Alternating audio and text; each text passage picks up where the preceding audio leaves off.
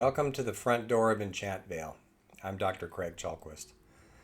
I want to say a little bit about what we're up to in this online community for practical dreamers and tell you a little bit about where it might be going as well. So, this community is organized around Enchantivism, which is a philosophy and practice I gave a name to around 2017. I needed a word to describe the kinds of change that can get made not through direct political action, not through money, power, and influence, but lasting change in the world that's brought about through creative activity. Sometimes by the quiet, the ordinary, by people who have a sense of the gap between how things are and how they should be and move forward to eliminate that gap. And I'm thinking of examples like novels that are written that highlight some unjust social condition and then it gets improved. And the novel may show how things could be. Or photography doing the same thing, performance.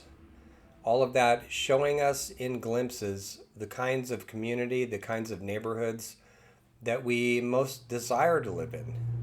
Or the future itself, the way science fiction sometimes teases us. This is the 24th century, welcome, things like that.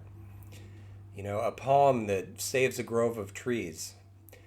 So that's Enchantivism. And I wanted to build a community that was a kind of alternative to social media. I'll say more about that in a moment, with some of its functionality. So in Enchantvale, you can do discussion posts, you can chat, you can upload videos. There's a geolocation feature which you can use or turn off, whatever you want to do, where you can find out and be found by people who are near you and hang out with them offline as well, or not. Live events and streaming. There's a bunch of video resources related to this kind of work. There's going to be skill building courses taught by experts and many other features as well. And the heart of Enchantvale are the circles. And Mighty Networks refers to these as spaces. So if you want to look that up, you can see a little bit about what they can do. The circles are where all the discussion and the action happen. And I've got them divided into themes. So there's a circle, for instance, for mentoring and teaching. There's a circle for earth, nature, place, in reimagining our relationship to the earth. There's a circle for arts and performance, for science and tech, for eco-spirituality. There's a circle for doing dream work, for reimagining leadership and governments, which we desperately need to do these days. And there's many others. We can build as many of them as we want. And another nice thing, too, is you can belong to whichever ones appeal to you. In all this, the content that you post and your personal data remains yours. You own it. Mighty Networks doesn't release it to third parties or sell it, and neither do I. So in terms of who I am and what I'm doing, I was one of those kids who was kind of dreamy, kind of lost in my own visions and, reading and watching a lot of science fiction and fantasy. And because of all that, having the onlys directed at me. And by onlys, I mean it's only science fiction, it's only a dream, it's only your fantasy and that kind of stuff, right? And still thinking, but they must be worth something or we wouldn't have them. And so when I got old enough to study psychology, I ran into the work of Carl Jung, Jung, Jung. And Jung discloses that he not only talked to these imaginal figures, just like authors talking to the characters they're writing about, but they would tell him things he did not know about himself, about his relationships, and about the world. In fact, I teach a course on Jung's black books, which are his journals, basically. 19 years of journal entries, most of which was through active imagination, engagement with these characters who would come along. And there were many of them. Some of them were mythological figures as well. And so what this taught Jung was that these figures, these characters, these realms, these entities and animals and spirits had their own special kind of reality, their own imaginal reality, not measurable, not quantifiable, but there nevertheless. And when I understood this, this was hugely affirming to me, as you might expect. So I kept moving forward with it. I would talk to characters in movies and characters in my dreams, and all of that percolated over the years. So professionally, I got my master's degree in marriage and family therapy, which I practiced on and off for 9 years. I ran men's groups for men who had been convicted of violent crimes, sent to jail or prison, and when they came out, they came to group. And so I used imaginal techniques with them and also storytelling. And it was amazing to me how there's certain aspects of the stories about themselves that they held, and we all do this, that become rigid, that become too, we hold them too literally. And that's where we get stuck. So more about that later, because we can get unstuck by expanding the story. So I also taught, I've taught now for 20 years in higher education, graduate as well as undergraduate. I've created and launched more than 40 courses and a number of emphases, specializations, and also the world's first ecotherapy certificate. So I hope ecotherapy will be a part of Enchantivism discussions in the community as well. They certainly will be on my end.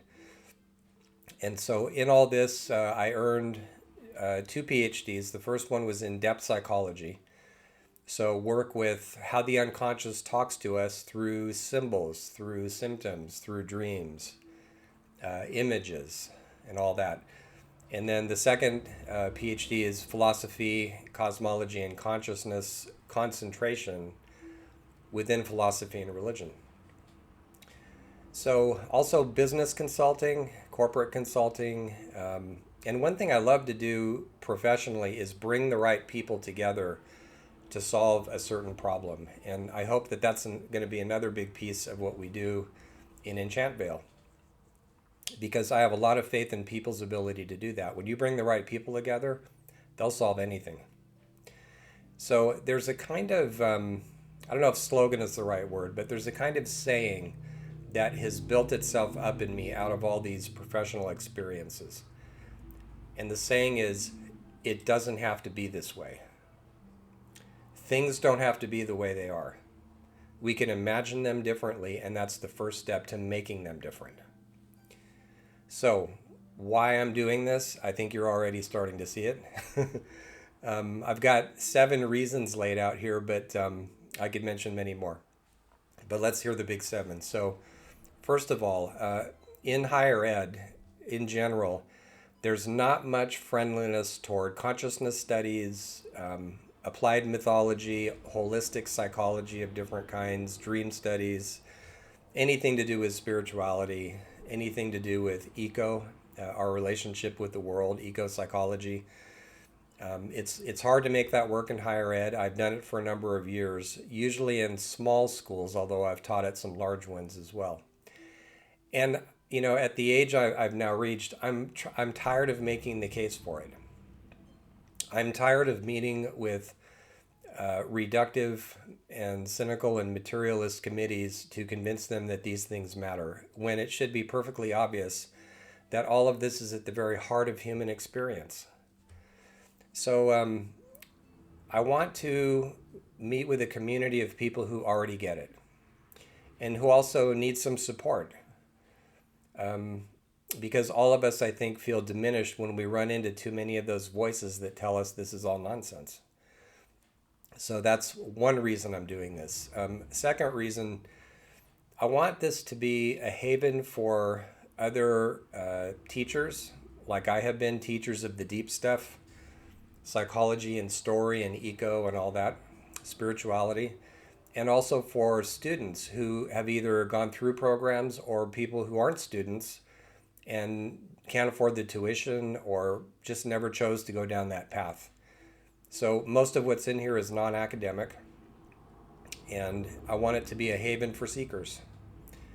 So, and a haven against what Abraham Maslow called rubricizing.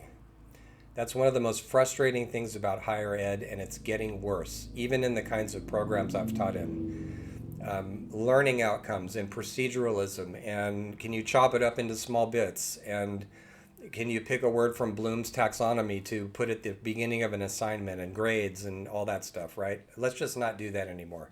Let's not have any of that in here, and no tuition either. A third reason is that I've looked for social media platforms that are sane, that aren't permeated with chaos and abuse, that don't make me feel like I need a shower after I go on one, and that aren't dominated by emotional immaturity, but instead uplifting news and poetry and people really sharing real feelings. And you can get some of that in social media now, but oftentimes then what you get is people being attacked for that. Because these platforms are not monitored. In fact, they make money off of hatred. So I have never found one that I think is really suitable for me, for what I need. So I'm building one. That's what Enchantvale is, in some ways. Fourth reason. So I've been writing fiction for some years now, and it's only been in the last couple of years that I've gotten serious about it, enough to get some really solid training in how to do it well. I've published books of nonfiction, usually somewhere at the intersection of psychology and symbolism and storytelling and myth and ecological dimensions of experience. And it's when you write nonfiction, it's a very different kind of writing than fiction, with very different considerations professionally as well.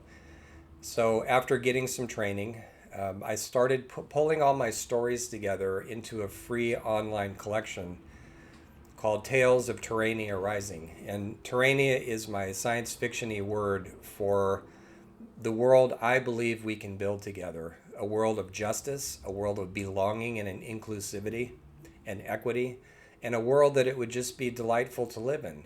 Why can't we build that? Once we deal with the obstacles that people put in our place because they don't want things to change, right? If enough serious people get behind this, it'll happen. So the Assembling Terrania cycle is the umbrella term for all of these different tales, and now includes a novel that I've published independently called Soul Mapper. And one of the things I'm doing with all this is not only trying to ride the wave of positive and hopeful science fiction, because I really don't think we need more of the grim stuff. It serves its purpose. I read a lot of it when I was in college and liked it and resonated with it. But now the dystopic is the news. And a lot of us just feel more and more helpless as we get bombarded by more and more grim information and data. So what's happening now in science fiction is it's not only hugely diverse compared to how it used to be in terms of different voices and underrepresented people. So that's a very positive change that's happening, but it's also giving us hopeful glimpses of how good things could be. Not denial, not hopium as it's called. It's a great word. But, given our trajectory, given climate chaos and the things we know are happening right now, what can we do about it that shows our true stature as human beings? That's what interests me, and that's what my novel Soul Mapper is about. So I'm mentioning this here as a fourth of 7 items for those who like to count, the big why behind Enchantvale, because I want to not be the only person playing in this universe. For instance, I put a lot of mythology into it from different cultures because I think mythology is alive and well among us. It continually renews itself, and it asks to be retold. And so why not have people take the mythologies they grew up with in different cultural backgrounds and add that to the stories? Why not write their own stories? Pick up the characters maybe that didn't get much attention when I went over them. So I want to build this out, and that's one of the reasons that I published it independently. Because if I hadn't done that, like right now, for instance, if I write a story about Gandalf, the Tolkien estate will sue me. And I don't want that obstacle in the way of people playing in my universe. I want other people to play with. So that's part of the reason for me doing this. And I know it enlivens me. When I read some of what I wrote, it's not that it's great writing or anything like that, but for me, it's uplifting. I walk away from it thinking, we can do this together. So that's another reason. Number five, reimagining our organizations and governance. So here in the US, and we're not the only people, there is no vision of better worlds that we can walk into. No vision. We have campaign posters, national election campaign posters that say things ineffectual like, elect us because we're going to save you money. Who's going to be inspired by that? Or as scary as, let's dominate everybody, right? No, let's not. How about if we get our own house in order? Bring some justice to this country. So we really need a deep reimagining of our governing institutions in the U.S. and in many other countries. And along with that, new stories about what our ideals are and can be. You know, what are the things that we treasure? What are the things that we want to carry forward into new stories, new institutions, new organizations? So there will be spaces for that discussion as well. How can we, I wrote an essay on this, how can we repair the crack in the Liberty Bell? Because it's a crack in the national soul. Reason number six. So right now in the US, and this is also true of other industrialized or industrializing nations, the fastest growing category of religious people, according to Pew polls and Gallup and a bunch of others, are the nuns, Nones, not ladies in cloisters. Nuns, meaning the people who either don't identify with a religious background at all, or who say, I am spiritual but not religious. So something surprised me when I was working on my novel. And in Soul Mapper, maybe about 2/3 of the way through the story, you find out about a new religion that's beginning to take off. And it's only lightly touched on.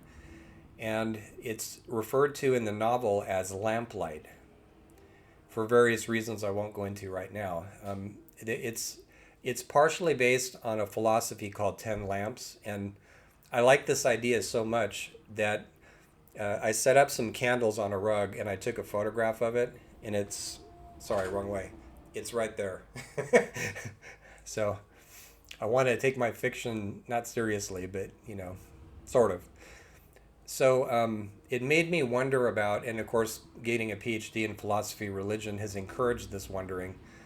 Are there possible forms of religion that are post-patriarchal, that are not dominated by men who are clerics, that are not dominated by rules that you have to follow, and a God who's going to punish you with eternal hellfire and all of that? There seems to be many examples, for instance, in intact indigenous communities where there are communal forms of spirituality that are not only rooted in place and earth, but also rooted in tribal welfare and the needs of people and wonderful things, good things that we should be promoting. So for me, that's an open question. So I created a circle called Lamplight so we could talk about that. And number seven, I mentioned this briefly earlier. So it's the small people who make change. And I want to see that happen. This is an experiment. I want to see what sorts of change we can make in the world, not by shouting at people, not by yelling at them, calling them names, or any of that stuff, but by inspiring. So there's a phrase from The Lord of the Rings that Tolkien said was the wisest piece of information in the whole of the book.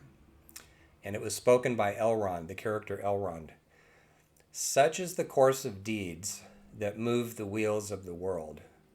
Small hands do them because they must, while the eyes of the great are elsewhere.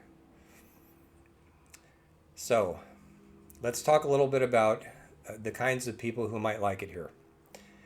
And then I want to discuss the whole issue of paid versus free and where I landed on that. So who's welcome here? People with very diverse backgrounds are welcome here. And that includes LGBTQIA, That includes deaf and blind people and hard of hearing. Now, I should say something about the functionality here. So I think it's pretty good, but I haven't tested it rigorously. So if you do and you find that there's something that's not suiting your needs, let me know and I'll work with Mighty Networks on it. So one thing I'm going to be doing in my posts, for instance, is I'm going to capitalize the first letter in every hashtag and also in every URL because that helps out blind people who are using screen readers. And I'm going to post some information in the community that gives some hints about other things that we can do to make sure that people who are differently able to feel a sense of belonging with us. I would like to see lots of visionaries, intuitives, basically people who don't want to give up. And that means hopefully conversations where nobody's dumping, nobody's being super cynical, there's no spoilers in the sense of, those people who jump in when anything uplifting is going on and they just wreck it for everybody else. So I don't want to have that go on. No missionaries of religions, no narcissists taking over the whole show or launching narcissistic attacks or being abusive. All this amounts to, this sounds like a lot of don't do this, but what this amounts to is let's behave like caring, kind-hearted, conscious adults, right? And then also, let's look at this issue of paid versus free, which I've given a lot of thought to. So Enchantvale has 2 paid tiers. And this immediately brings up the question, which it did for me from the start, why not a free tier, right? So I've done a lot of free work, both by myself and with other people. And as I sat with this, it occurred to me that there actually is a sort of free tier available out there. Not just in terms of my work, although if you go to my YouTube channel, you'll find tons of videos for free that deal with various aspects of inspiration, imagination, enchantment, tarot psychology, and other things that I've been into.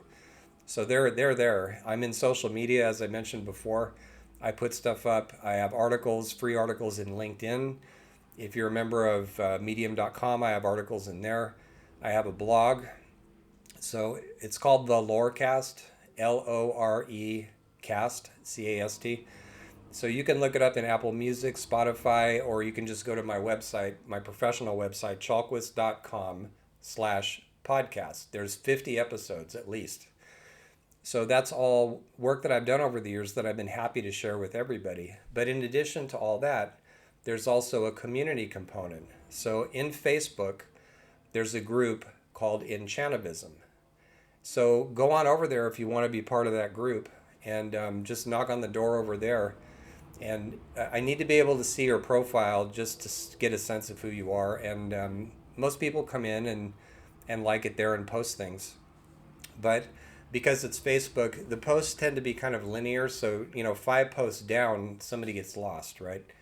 Which doesn't tend to happen when you have conversation circles for particular topics and some of the other things we're doing in Enchantvale.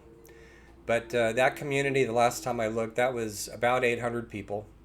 So feel free to join that one. There's another one too that I started years ago that's a little bit smaller called Archetypal Activism. Those are free. I'll put links on the landing page. So that's the free tier. The other paid pieces, let me say a little bit about that too. So it takes money to run all this. And that's part of the reason. I've tried to make it reasonable in terms of how much people pay. And part of what I wanted to support too has to do with some reflection that I've been doing at this point in my life and career. I want to do this full time. I would like to build out so much functionality that we have an international network of enchanttivists, that we do things offline like go on cool trips together and celebrate together and do all kinds of other things. I have a long list of things I want to do with Enchantvale.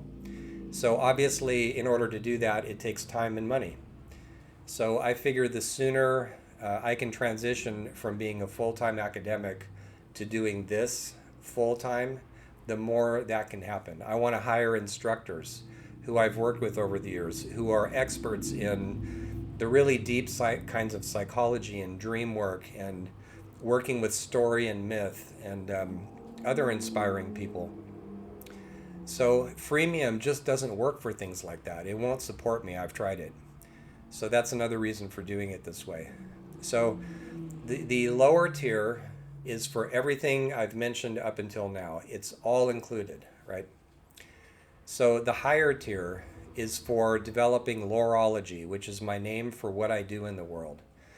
I've worn a lot of professional hats, psychotherapist, depth psychologist, associate provost, department chair, and so on and so forth, corporate consultant.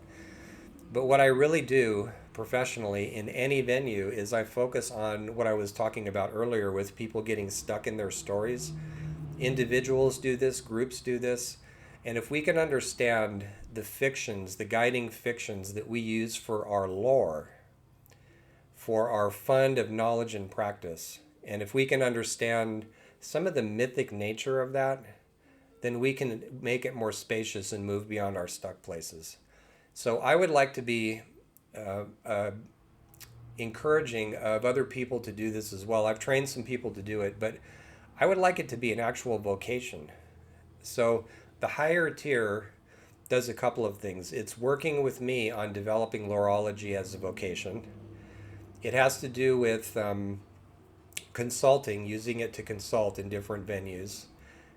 There's going to be a bunch of free downloads and videos on demand of courses that I've sometimes taught in higher ed and then packaged up and sold. So all that comes with the tier, tons of material.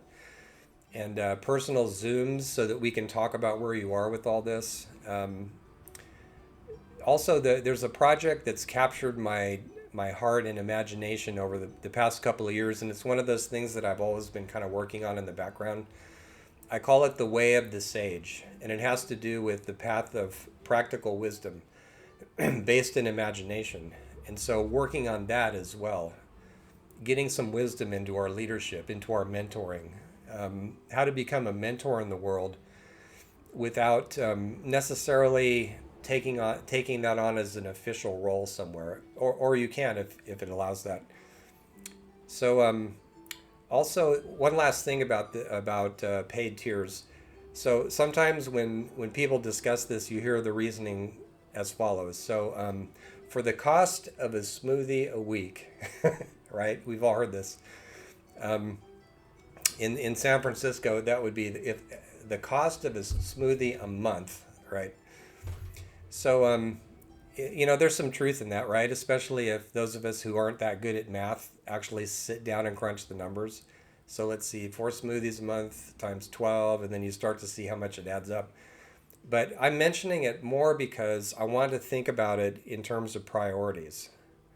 So is this a priority for me? A community of like-minded people?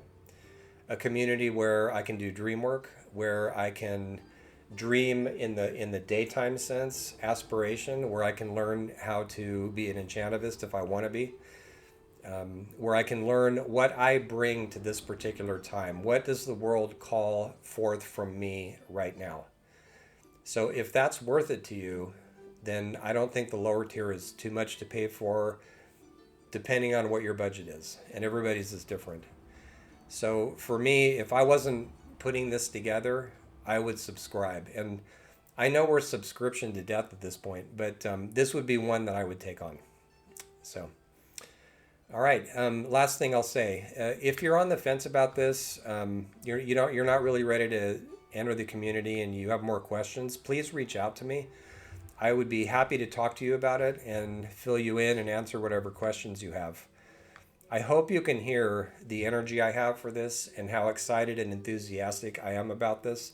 I feel like I've been wanting to do this for years, and I just couldn't articulate it until I learned certain things. And now I'm ready to do it. So that's why we're rolling it out.